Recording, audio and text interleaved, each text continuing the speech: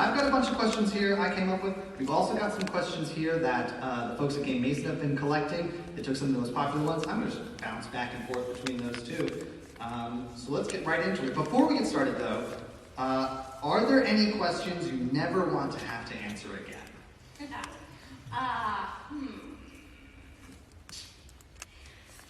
Any questions I never want to answer? Yes, I was on a red carpet once and they asked me if I do kid voices in bed. Don't ask that. Okay. Kid voices. That's weird. Okay. So next question is, you've done lots of work in both animation and for video games. Lots of characters that you voice end up in both. But what are some of the standout differences between recording for animation and recording for games? How those processes are different? Good question. So, video games, you always work alone, and prior to pandemic, we worked as a cast for shows, which makes it so fun because I'm sure there's a lot of actors in this crowd. You know that acting is listening, and so playing off the other actors is really fun. Don't get to do that in voiceovers for video games because it's a tremendous amount of dialogue. Typically, like anyone Final Fantasy fans here? Yeah. So that was like storyboards, like pages and pages and pages of dialogue that we had to know. So like if there was 5 actors that had to get through all that, it's not as time conscious. And also there's typically a lot of screaming and you don't want to put the other actors through listening to that. And to be honest, if they don't hire a good director for video games, so anyone thinking of getting into it, make sure you know they have a good director. Because if it's someone very green and asks for too many death sounds or too many screams, you can really blow out your voice. This is a muscle.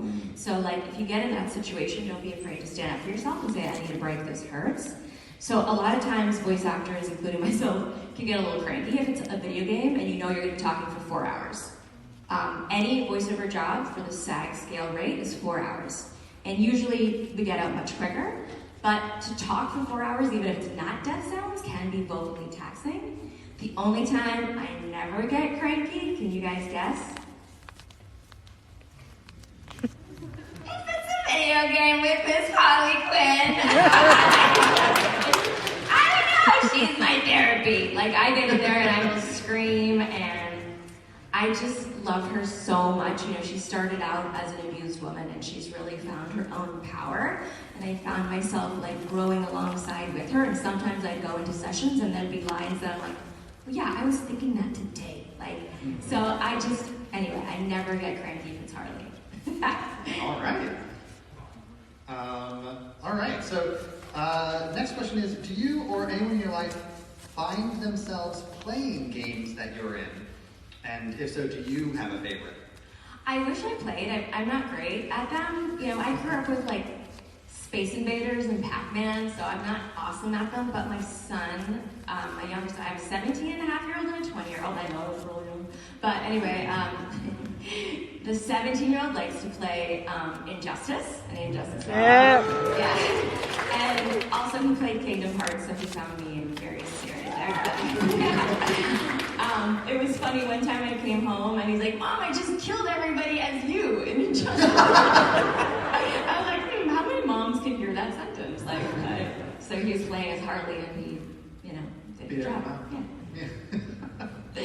Have you ever been surprised to hear your voice? Like, oh, gee, I forgot I did that. Yeah, I forget a lot of stuff for sure. And like when I go to Comic-Cons, people remind me they have the best memories ever. But I think when it like comes along unexpectedly, like in a Kingdom Hearts, which I would watch when he was playing, then yeah, that it's not that I forgot doing it, but I didn't know how it would all come together. And sometimes seeing a game, as you know, there's a lot of gamers in here, and that's what you guys are building. It's like these worlds that are so intricate. So when you're first doing the voices, you don't realize how visually it's all going to come together until you see it later. So that part surprised me. Yeah, makes sense. When you're picking up a new character, what is your process for inventing or discovering what they're going to sound like? So whenever you get an audition for an animated role or a video game, they give you a drawing of the character. They give you a character description, usually they're about half a page. They give you sides, which in case you don't know is a portion of the script that you have to read. Sometimes you'll get a show Bible for the backstory of what the world looks like. Because even though Harley in Injustice has a certain sound, she sounds different on DC Girls, she sounds different in different worlds. So it's helpful to know the world that you're creating this character in. Then you take all that information and you try to think what the people behind this have in mind. The directors, the writers, the money behind it, like marketing, all of the different ingredients that go into that soup. What do they want? And you try to give them that, and then I personally like to give 2 more if the script's not too long. I do all my auditions in my home studio. I don't send until it's perfect. Sometimes I take 10 minutes, sometimes I take 3 hours, and I'm listening and I'm trying to make sure I'm doing something different that stands out, because hundreds of people are vying for the same role. And then, if they like it, you get a callback. And right now, callbacks are on Zoom.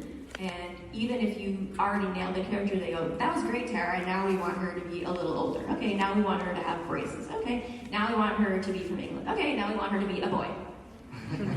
Okay, and you kind of have to be there putty and play around till you, it's a very collaborative process to come to a voice. And then within that, they grow and change. When you watch the first season of any show, a Seinfeld, or even a Fairly Odd Parents, there's like, oh, you guys like that show? Cool. It changes over the seasons as these characters grow too. So sometimes the voice is initially one thing and then it finds itself seasons later.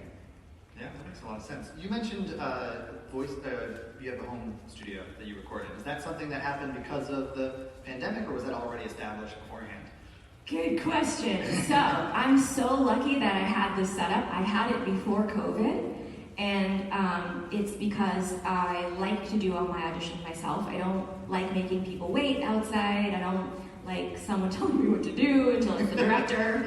And I like to send it perfect. I had an audition for a Disney show once, and I used to go into my agency for the auditions, and someone got lazy, and they sent it in with me going, oh shit, I messed up a line at Disney, so that wasn't awesome.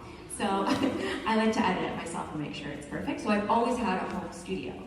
Once COVID hit, it was like anyone that was already set didn't miss a beat.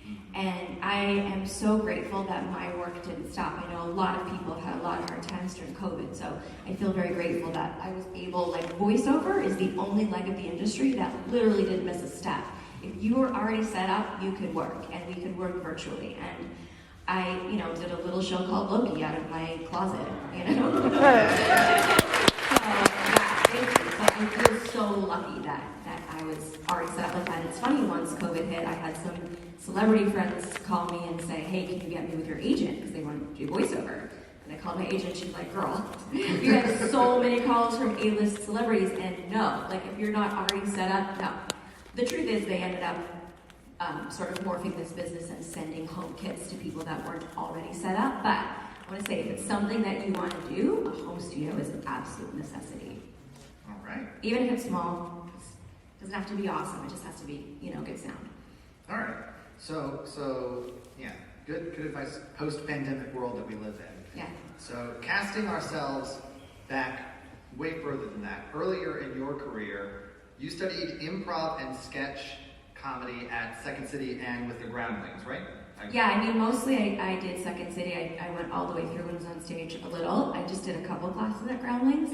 I always tell people that want to get into voiceover, because so often people will come up and say, oh, I have this voice, do you think I can do voiceover? I'm like, so sorry, it's not about sounding unusual. It's about acting and being versatile. The people that work a lot are versatile, because the Screen Actors Guild, which decides what you get paid on a union job, is one fee. It's about $900 for up to 3 different characters for 4 hours. So if you can do 3 different characters, it makes sense for a network to hire someone that can be versatile, so it doesn't cost the studio more money per episode. With that said, it's why when you have a favorite show, you'll notice that the actors are all doing the incidental characters. We can all do a bunch of other characters, and typically do when we're a series regular on a show. Yeah, that makes sense. All right, well, you answered the second half of that question already. There we go. You already answered that one too. So this one actually jumps a little bit back. You're talking about working with the rest of the cast versus like being all your own in the booth. How often do you get to do each, and how different is it for you as an experience? Since COVID, I have not been back in a voiceover studio. I did do an on-camera show in Toronto. Anybody see Pretty Hard Cases? It was on IMDb TV. It is on IMDb TV right now. It just got here from Canada. A really cool series with Adrienne Moore. And I played a drug dealer mom. And it's like if Harley was a mom, that's who she was. It was really fun. So that was the only time I really had, and I did another show out there, on-set experience. Voiceover has, since the pandemic begun, for me, and for most people, been completely via Zoom. Mm-hmm. All right. Do you remember a time where you were done recording, but you hear it later and you go, oh man, I wish I'd done that different. I wish I'd made a different choice there. Yeah, I think it's easy to think, oh, I could have done that different, particularly in an audition setting. When you're on a show, you feel pretty comfortable saying, can I do one more take? Happens all the time. I want to try it like this. Typically, when you're doing a show, you're going to give like 3 different choices for the same line. And if you have a good ear, you can hear the difference. If the line was, we gotta go, we gotta go, we gotta go, we gotta go. However it's going to play out. Reading the stage direction will tell you what's going on, because if the line is whoa, it's going to be different if you see a hot guy or girl or you're falling off a cliff, right? So, okay, wait, what was the exact question again? I went on a tangent and I have an answer. You were talking about in an audition, you've been like, oh, yeah. Okay. But this is what I want to share. When you go for a callback, and this is like my favorite callback story about listening to intuition and not being afraid, and so much of acting, like anything else, is confidence, and if you don't have it, fake it. I went into audition for Teen Titans. Anybody like Teen Titans? Yeah. Somehow I knew I was going to get that kind of response or whatever. Anyway, so I thought I was going to book Starfire because the character description said she's a grown-up Bubbles. Well, I'm grown-up Bubbles! So I thought, I'm definitely going to book Starfire. And at the time, I was already playing like 5 tragic teenage girls, and I like to make a differentiation between each character because they sort of become their own entity in my head. I'm basically a crazy person. So I was already playing Kylie on Extreme Ghostbusters, Sharita Wicket on a show called Detention, Ingrid from Fillmore. Anybody see Fillmore? Yeah. Anyway, I was already playing like a bunch of these characters, as well as Batgirl on the same network, and it was all the same people in the studio. And so I was relying on my acting chops to get through the Raven dialogue, and I thought, there's no way I'm going to book this because it sounds exactly like Batgirl, which is like the only show I do, by the way, that's like my own voice, which is, I think, this. You think? So I did it as like myself, relying on my acting, and I'm leaving the studio, and as I walk by the booth area where the director Andrea Romano, Glenn Murakami, the creators and writers are standing, and I'm like, can I try one more thing? And she's like, sure. And I just had this idea that she had this role behind every word that she said. And trusting that intuition and taking that chance is what booked the part. So that question comes into play mostly at auditions. Mm-hmm. So don't be afraid to try something that you didn't think before was gonna work. Same thing happened to me, 101 Dalmatians. Anybody saw that show? Yep. I, like, minutes before going in, I was playing this chicken that thought she was a dog. And minutes before going in, I called my mom in Toronto. I'm like, would it be funny if she gets tripped up on like P's and B's, you know? I can put up with the grilling jokes, the sugar make references, even you asking me why every time I cross the road. She's like, you have to do that. And so that's what booked the part. Yes, do that. Do that. That clucking thing, do that. Speaking of Raven and Batgirl and everything, you've done lots of work with superhero and comics characters. Do you have any personal experience that gravitates you towards those roles, or is that mostly circumstance, coincidence? First of all, like, I feel so lucky to have played so many iconic characters that empower young girls and friends of young girls. Like, there's not many people that can say, I played Batgirl and Raven and Harley and Twilight and, well, we'll say Timmy Turner because he's funny. But, like, characters that make people feel seen and matter and that they can relate to. It's really important, and I carry that honor with me every single day. So let me just start there. I did collect Batgirl when I was a kid because my sister collected Wonder Woman and I didn't want to be like her. And I kind of like the darkness of her. I like my Batman stuff dark. Like, I like it very serious. I think there's never been a better Batman than Kevin Conroy, for the record. I think he's the best. Yeah. Anyway, so there was a ton of people in that waiting room. And he's like, oh my God, you're her. You're the Bat. You're the girl that's the Bat. You're Batgirl. I was like, ah! I'm like so excited. Yeah. Have you seen the new Batman movie? I haven't seen it yet. I'm sure it's wonderful. I haven't seen it. Is it, have you seen it? No, Okay. I was hoping you would tell me. Go see it. I mean, get it. See it.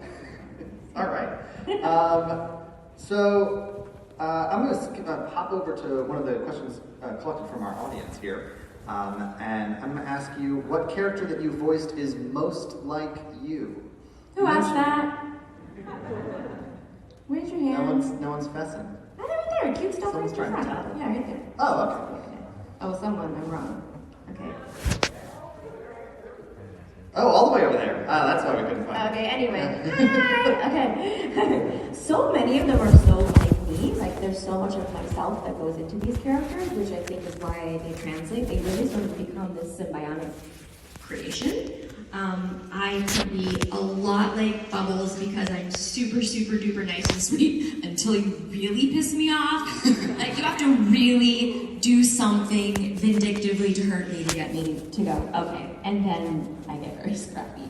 I'm like Twilight in that I like to make sure all my friends are happy and getting along. I don't read as much as Twilight, and I'm like really beating myself up for that because I feel like it's so important to keep reading. I don't make as much time for reading as I should. But I have that similarity with her. Harley, like I say, I've grown right along with her into this girl power that doesn't need a misogynist person going like this. That's totally me. And I'm a lot like Raven too. I like my alone time. I like meditation. I don't know. So much of me is like an integral part of these characters, and it really is this very organic, symbiotic thing. If that makes sense. That absolutely makes sense. Yeah. Well, who's someone in the business that you've always wanted to work with but haven't had the chance to yet? So I have to say, like, I feel very fortunate that I've really worked with everyone I could that I want to. The first was like, I grew up singing The Little Mermaid, loving The Little Mermaid. I had a poster on my wall. And when I first moved to LA, getting to sing with Jodie Benson in the studio, I like shook her hand and burst into tears. She like, are you okay? I'm like, I've just loved you for so long. And then like singing with her, and she was lovely and gracious, so I could have died the next day. I'm glad I didn't, but that was like dream come true job. Did anyone see The Little Mermaid too? Yeah. For a moment, all of me is alive and I'm holding the sea. I'm swirling and twirling so graceful and grand, and stubbing my toes, getting stuck in the sand. And it was adorable. So anyone like not here, it would be cool to work with Mel Blanc. So like hopefully there's a studio up in the sky. That would be kind of fun. All right. Hopping back over here because it's a very similar one, a similar question along the same lines. Who's your favorite character that someone else has voiced? Who asked that? Someone else's voice. It would have been fun to be on The Simpsons because that's not $900 a session. They make a lot of money on that show, and it's very rare. Like, I don't think we'll ever see that scenario again, and they deserve it. Animation actors work so hard, so tirelessly, are so beloved by their fans, and often Hollywood doesn't treat them as fairly or pay them as well, so they deserve it. But that would have been nice. All right. I've got two related questions I can pull together from these two. One is, what or who inspired your voice acting? When did you get that bug? So I knew when I was 3 or 4 years old that I wanted to be a performer, and I would like sing in front of my class, and my parents didn't really know anything about the business. The closest thing I had was a grandfather who was a cantor, and I ended up actually singing in the synagogue when I was a little girl. But anyway, that's a story for another day. And I loved cartoons. I used to wake up every Saturday and watch the Smurfs and Flintstones, and I loved them, but I didn't know that was going to be my career. I knew that I had to perform. I wanted to be a singer, dancer, actress. And I finally got an agent when I was 13, and my first job was the voice of Hello Kitty, which was crazy because I grew up in a toy store that my dad and mom were the first to import Hello Kitty to Toronto. So it's like, I've got pictures of me as a 5-year-old and my dad in the furry suit. Like, it's really weird. And then I worked my first on-camera job as well. It was a show with Mr. T called TNT. And then in Toronto, I had a very well-rounded career. I would constantly be doing TV and film as well as animation. And in LA sort of tends to be a machine that goes, that's the voice actor, that's the commercial actor, that's the soap actor. They do it to writers too, and obviously there's a lot of crossover, and I'm grateful that I've been able to do both, but I didn't know in the beginning that voiceover would have been my mainstay, and I'm super grateful because I could work up till I delivered my babies. They grew up at Nickelodeon and Cartoon Network, and I've had a lot of time to be a hands-on mom as well as play these parts that touch so many people. Like when I go to cons and meet people that you know, say thank you for my childhood or cry and say like, wow, you know, seeing Raven made me feel less alone. I met this girl who was like dressed as Raven, and her mom was looking, and she was like talking. And I look over at her mom like bawling. And so I go over and I'm like, are you okay? And she's like, my daughter is severely autistic and hasn't spoken in 5 years, and when she heard you were coming, she hasn't shut up. And I was like, oh my God. So like those kind of moments. And there was another kid at a con who was deaf, and he wanted a Harley autograph. His mom came over and she's like, I don't know why he loves you, he can't hear. So I signed to him and I said, do you feel the vibrations of the characters? And he said, yes. So I took his hand and I gave him a little Harley, and he was like, aww. And everyone around started crying, and it was just really special. That sounds very, very special. Yeah, my next question was going to be like, what keeps you doing this? But I feel like you've answered that. I love going to cons and these situations too, and connecting with fans, because probably people like Mel Blanc didn't know how beloved they were. It's not since the internet that people search their favorite animation star or voiceover person and then give them love. So I'm happy to give the love back. And I love what I do. You know, I worked with Stan Lee before he passed. He came in to do Spider-Man, and I was MJ, and he was like in great shape, and he was really spry, and he was running around, and I'm like, what is your secret? He was like 95, and he's like, get paid to do what you love and never retire. I was like, I love that so much, you know? If you're doing something you love and you're able to make money and support your family, I think that's such an extraordinary gift. So I still do it because I still love it. Excellent.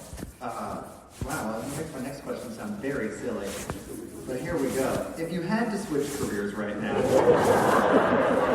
let's say voice acting becomes illegal. You know, No more voice pass the actors. law, no more voice actors. What would you do? Well, for those of you who follow me on social, you know I'm a huge animal lover. And not to get soapboxy, but just because something's been done one way for 100 years doesn't mean it's the best way. We don't use horse and buggy, and we find other ways, and now we know ways to get nutrition without hurting and killing our furry friends. So I would do something with animals. I would love to do marine biology and hang out with some dolphins and seals and give them hugs underwater. I love all those videos. Something to do with animals, either like a big giant rescue, which is like my dream anyway. Would you guys come? Like, I want to farm with rescue animals in a voiceover studio, and I'll teach you guys. Yep. Would you guys come? Yep. Sorry to soapbox, but that's my dream. All right. So we come to the end of my questions. I have no idea where we are on time, but we've got this back up. We're only like half an hour. Oh, jeez.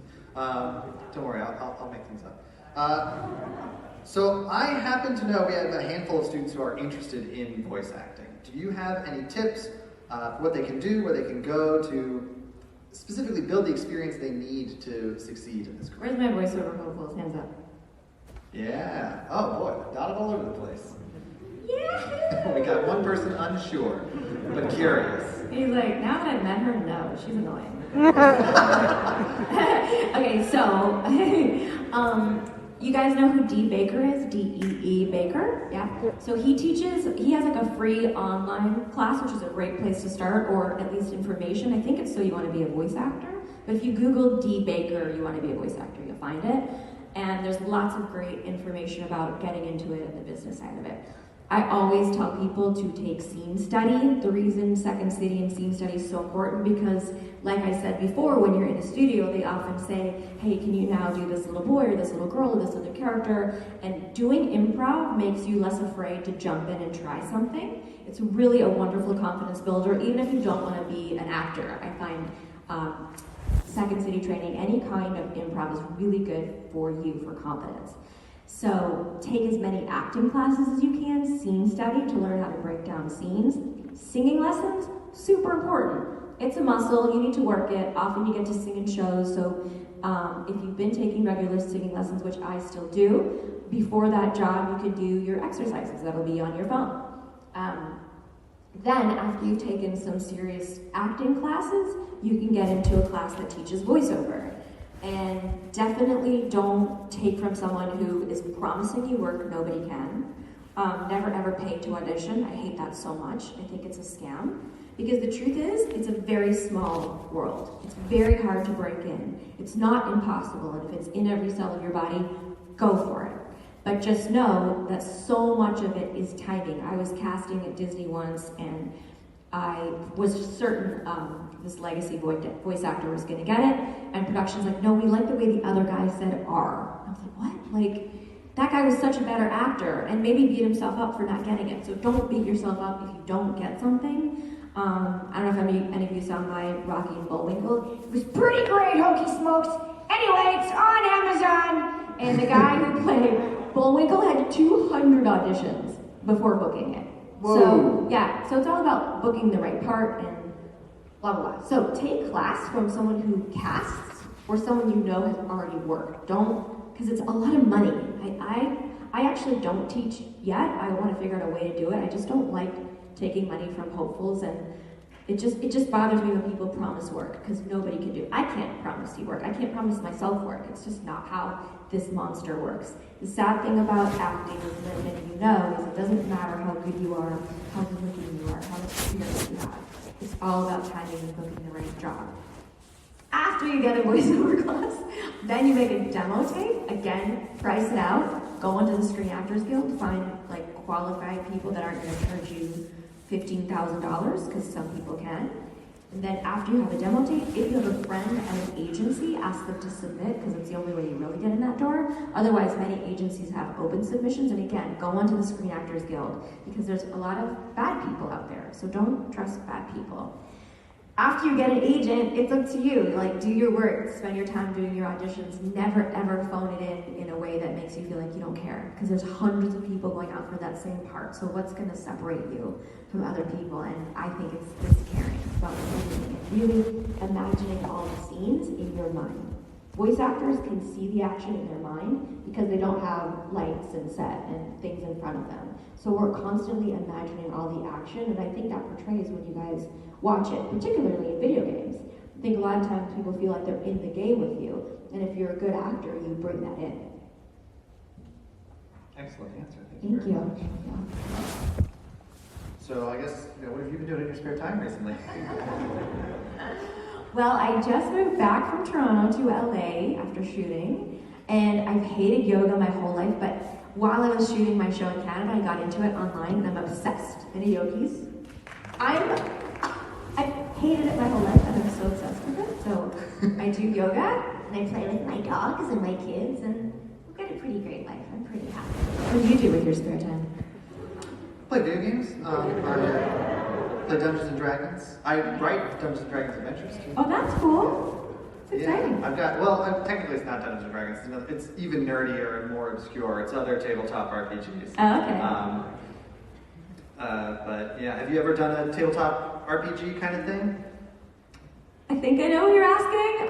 So like Dungeons and Dragons, like, there's one guy behind the screen who's like, all enter the dungeon. There's slime on the walls. And then everybody goes, I'm touched the No, darkness. but I was on Will Wheaton's show. Do you guys remember that one? Mm-hmm. What was it called? It's called Tabletop. Yeah. He did a bunch of board games. Yeah, I played. I played and I lost, even though I figured out who the killer was or whatever it was. Called. I can't remember what the game was called. What? No. Did he play Clue It was really complicated. It was really complicated. Is it Mafia? Whew, I can't remember. Mysterious? Something over something. Oh. No, but I like your enthusiasm. I can't remember. Anyway, I figured it out, but then I chickened out and then I lost. But it was still fun. Have you seen any of the, do you know anybody who's doing they live stream D&D sessions. Well, I know the kids on Critical Role, which Yeah. like that really took off and is amazing. But I've never done any of that. Not that I wouldn't, I just haven't yet. Yeah, well, if you ever want to, I'm a DM. Okay. I can teach you how. It's pretty Okay. easy. We can make a character right now. Do you want to be a bard?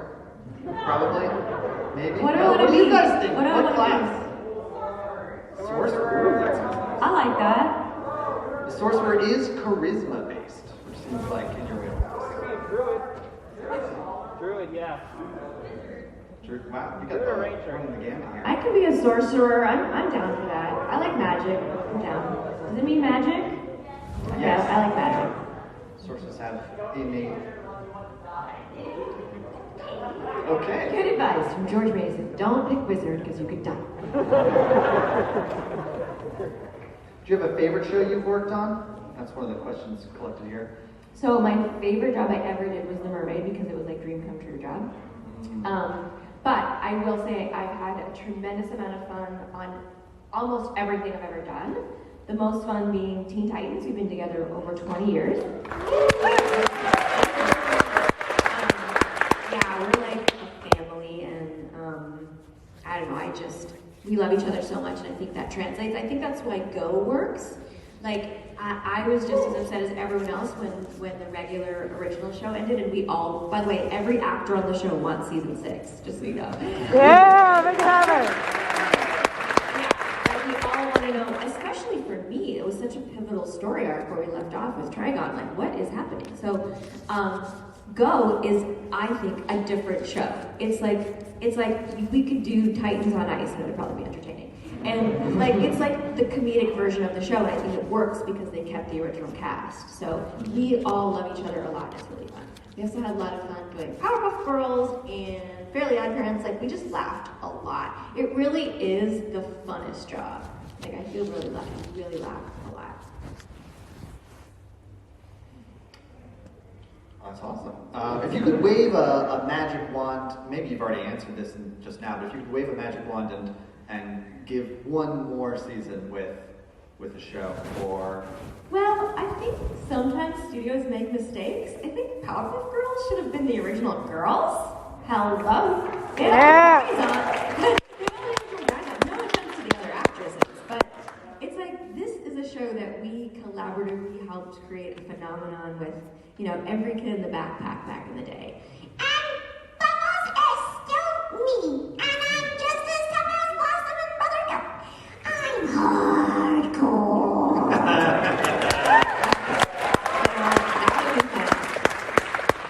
By the way, the no camera rule, is that like a George Mason thing? Or did they think I didn't want that? I'm okay they wrote with it down here. I'm okay with it if anyone sees one. Yeah. It's strictly prohibited. I'm not going to go in there. Strictly prohibited. Just don't post it if I don't look cute. If I look cute, you can post it. Making Tara look bad is strictly prohibited. Are you allowed to say that? There's no filter here. Jumping back to video game work that you've done.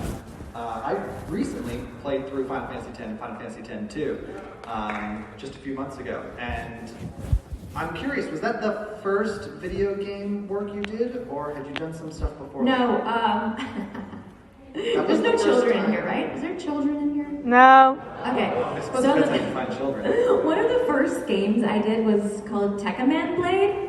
I had done a few others, but this one was like a Japanese anime dubbing, and they try to stick to the original script. Oh boy.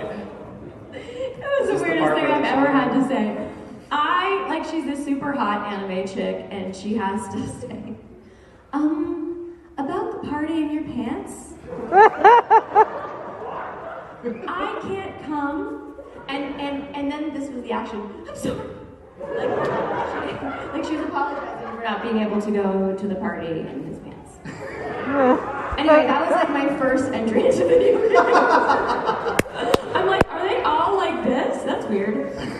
Pretty much. There were a few like kind of risque games too back in the day. Probably a lot now. Yeah, there's still. some weird. We're also like, you know, I'm doing Rugrats and I'm doing these kids shows, and then I could get in the booth and say bad words. Like, that was fun. So. Do you ever say bad words in the voices they shouldn't be bad words coming from? Yes, of course. All the time, people are like, it's so weird to see Timmy Turner say fuck. Like, don't say that. Sometimes I do. I like to swear. I'm so sorry. Please do it. Would you be okay doing it now? I wish you wouldn't make me say shit. I'll say shit.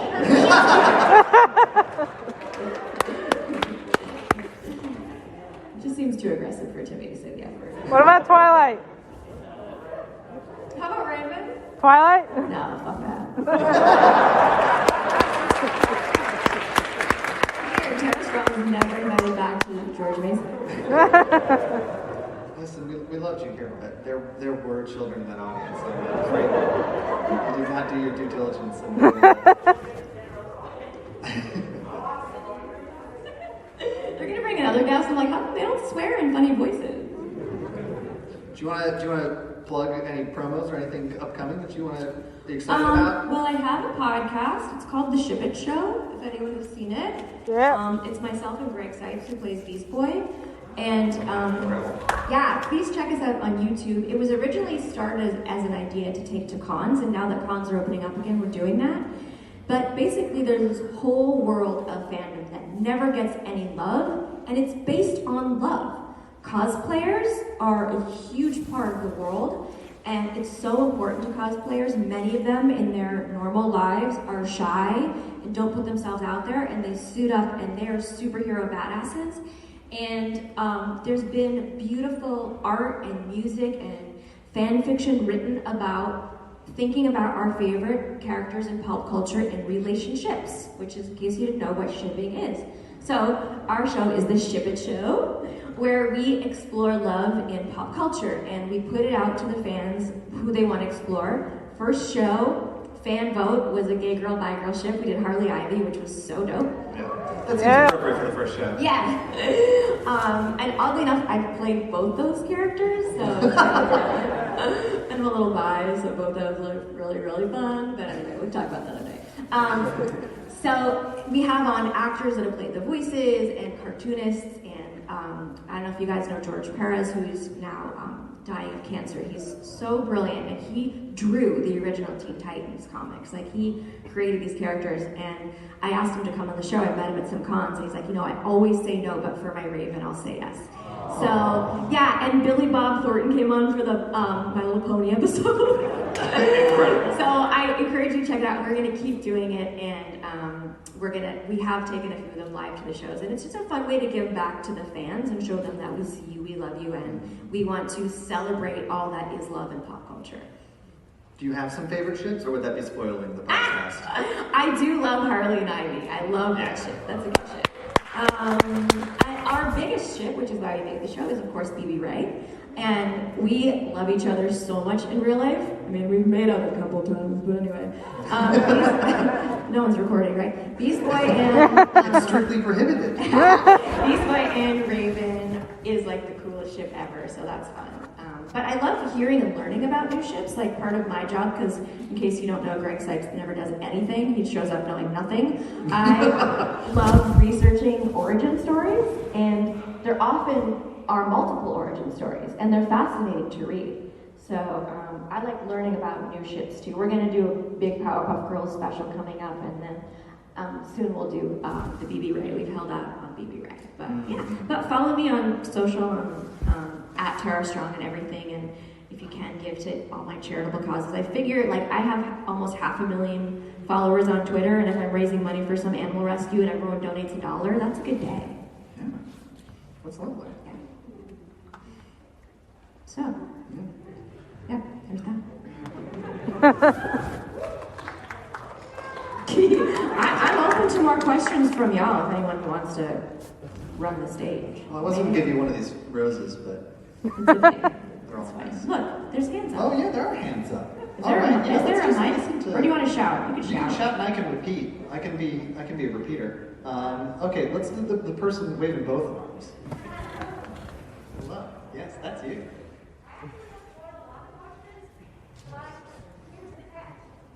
What's top of your heart right now? What do you, what of all those questions, what needs to come out?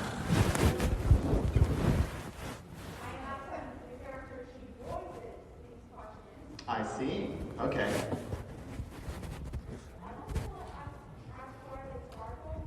Mm-hmm. Sure.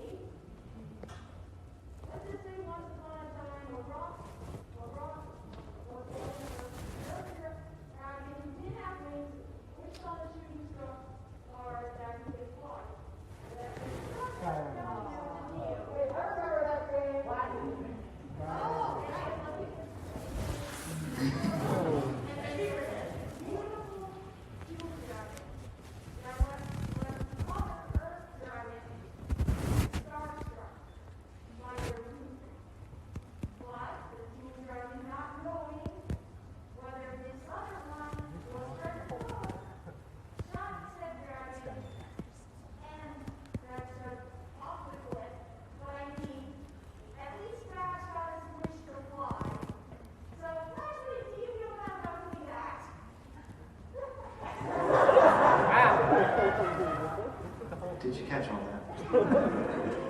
I wish I could remember what I did in that game. I also have no regrets. I don't feel bad at all. Look at it, sparked conversation. Okay, it did spark a conversation.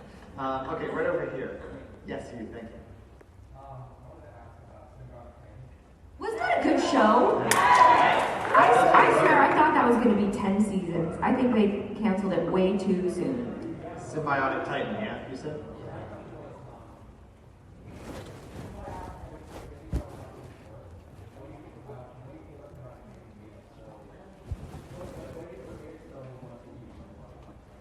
Okay, so the question was, Gandhi Tartakovsky does such amazing work, what made me want to work on Symbiotic Titan? So, kind of answered your question in the question. Anything Gandhi does I want to do. He's so brilliant. Did anyone see me as Ashi?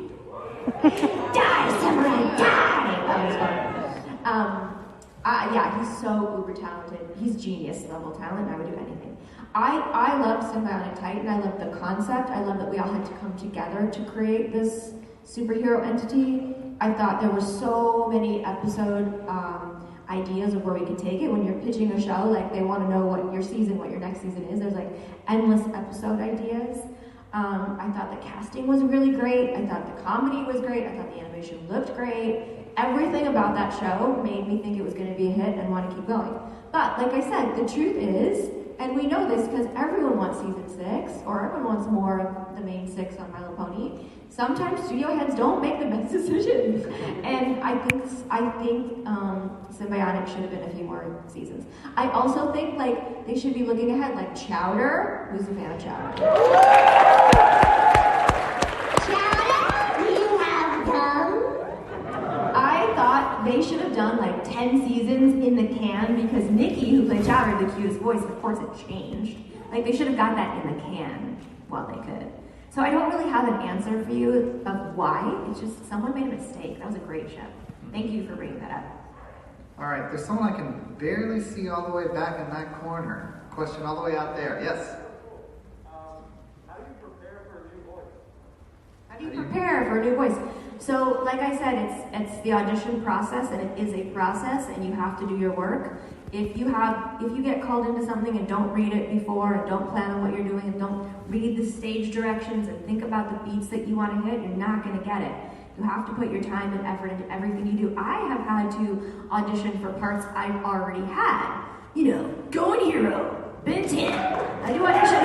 Like, every time there's a new version, I had to audition. If I had said no, watch it on YouTube, I wouldn't have booked it. Because there's always someone new in a suit at a network that you have to impress and prove yourself to. It is the unfortunate part about voiceovers. You can be replaced if there's like a negotiation problem or blah, blah, blah. So, my advice is just do your homework how I laid out in the beginning, and if you guys are coming to masterclass, we'll expand on that a little bit.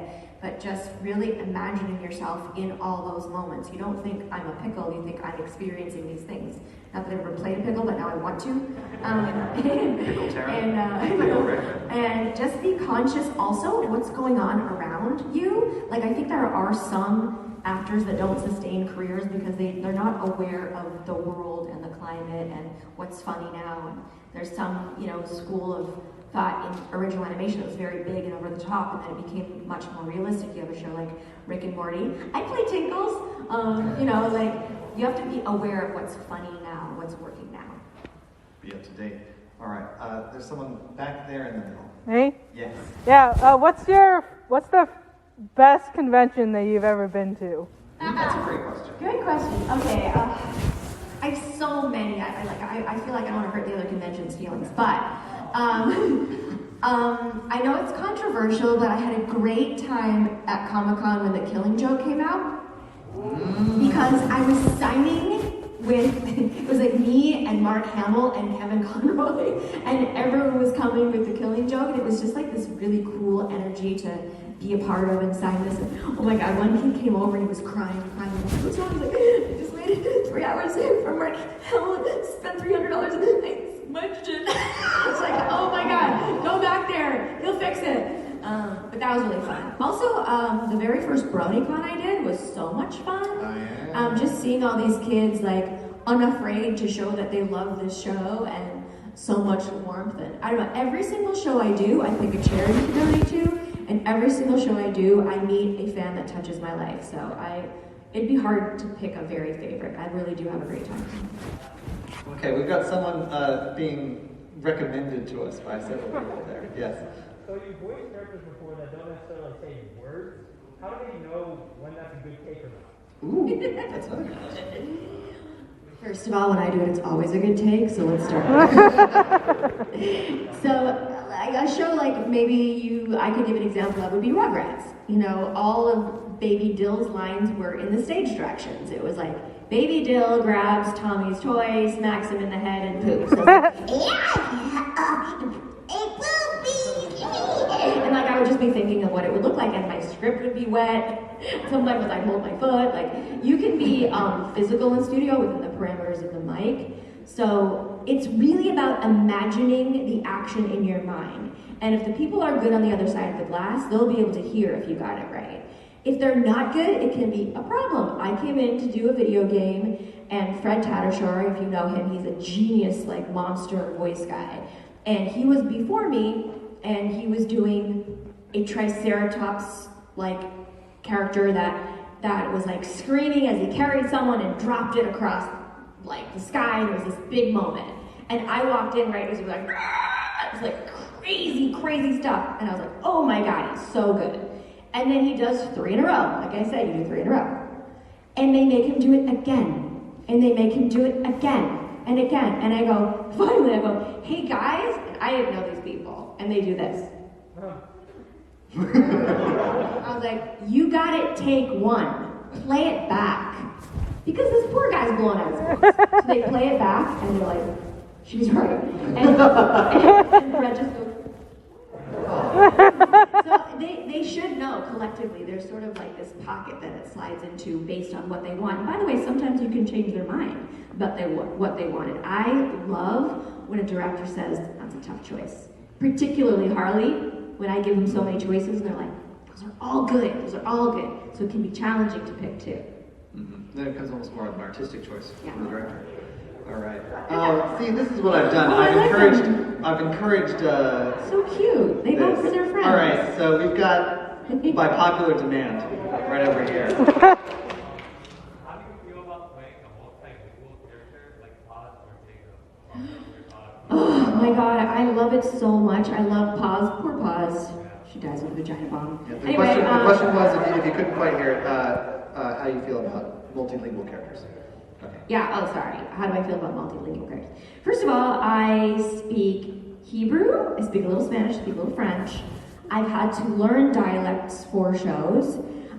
There is, in the last 10 years, a big movement, which I am in full support of, to have proper representation. In the original Proud Family, I was BB and Cece. They came to me and said, we're doing it again, but we think it should be black actors. And I'm like, not only do I support that, I'm happy to coach whoever's auditioning so that they get the sound right. Like, it should be that, of course. So I want to say that first. Secondly, sometimes they just want to have a certain actor, and they really want to make sure, you know, the acting beats are right. And so if that happens, I do my very best to honor the culture, the accent. I'll call places if I don't know the accent. Like I had to call Worcester once,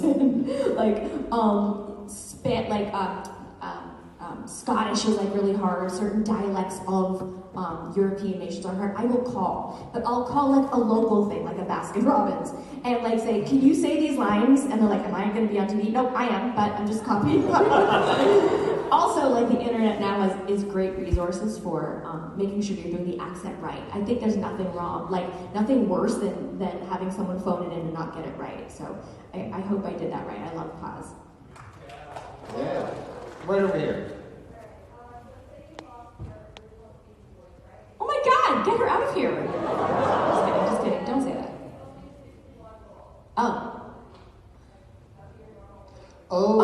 So if your normal speaking voice was replaced by a character voice forever. Okay, I thought you meant I was losing my voice. I was like, wow, okay. What did you say earlier was basically I guess Raven, because I do talk like her a lot anyway, and she would never be annoying. Yeah, I think if I had to go around like this all the time, I would get to stop at some point, you know. It's great when I need something and I don't want to use my regular voice, like, can I have that money back, please? Is it easier? Raven would probably piss us people off. True. How about over here?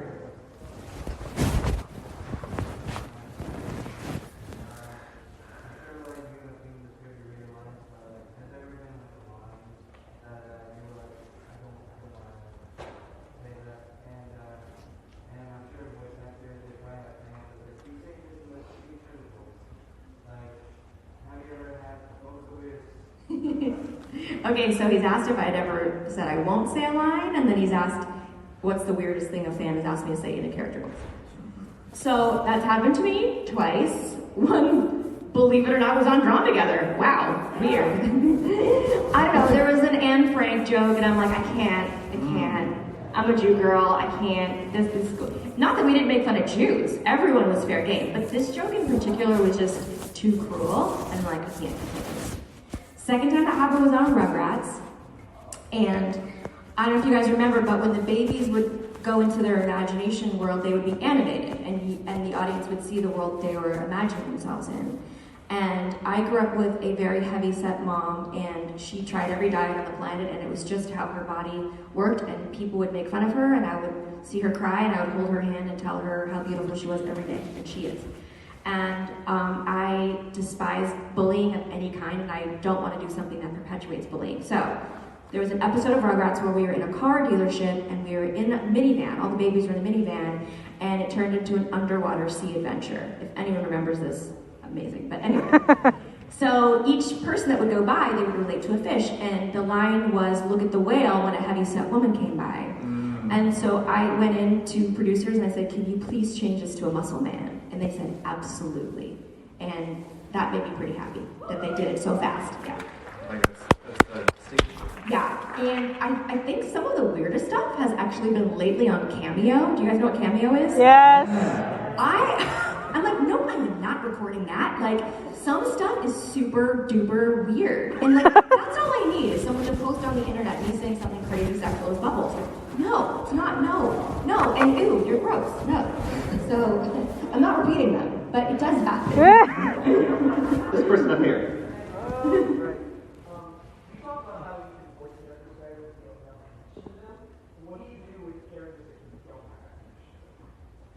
I don't know that there's ever been a time when I don't connect and sort of become symbiotic with that character.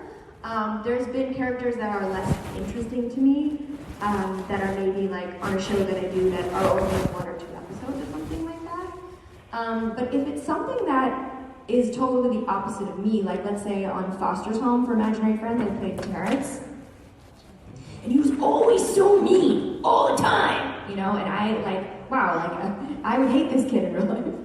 But I try to think of an empathic way to look at it, everyone's origin story, and why he's like that, and connect with them in that way. If I don't feel a connection or like a character, I'll find a way to connect with them so that it feels true when it's on television.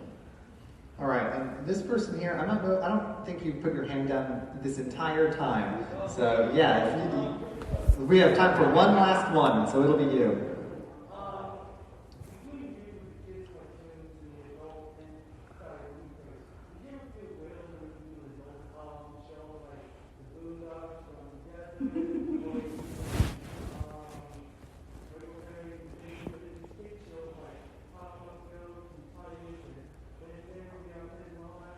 So the question is if I felt different doing a kids show as opposed to an adult show. And the truth is it's so fun to go into a booth and say bad words and sing about making out with a black chick with Cree Summer, who I've known since I'm 13. Like, Black Chick's Tongue is genius. You should all watch it.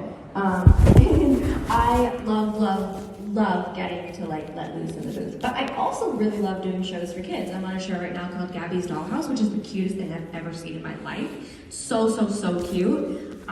So I like them both. You just have to put your head in the headspace that this is the world I'm working in now. And they're both fun and they're both enjoyable. I remember many years ago, I was doing Rugrats, and my mother-in-law came with me to the taping. She was coming around with me for the day. And we went from Rugrats to Drawn Together. I'm like, just so you know, the next show is not Rugrats. Like, I had to like warn her that we get pretty risque on that show. And I love doing Boondocks.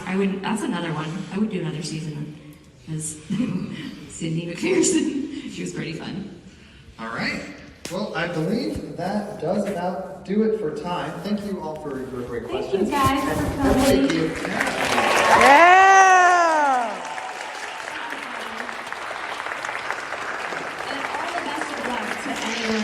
Hopeful out there. I get it. I was in your shoes, so just like don't give up on your dreams. Don't let other people tell you you can't do something. I think the bad voices in your head are you should almost think of them as sentient and kill them with whatever weapon you have in your mind. I'm serious. Like, don't let that mean voice tell you no. I was recently doing an audition for something. Sorry for going long a minute. And I was feeling like insecure about my audition, and something went wrong. And I called my friend, I'm not gonna say who she is, she's an A-list celebrity, and I said, do you ever feel like I don't deserve to be here? And she's like, girl, I have imposter syndrome every single day. So you're not alone in feeling nervous or not good enough. I just want your positive and light voice to be stronger so that you succeed, because you all can. I just want to wish you all that luck.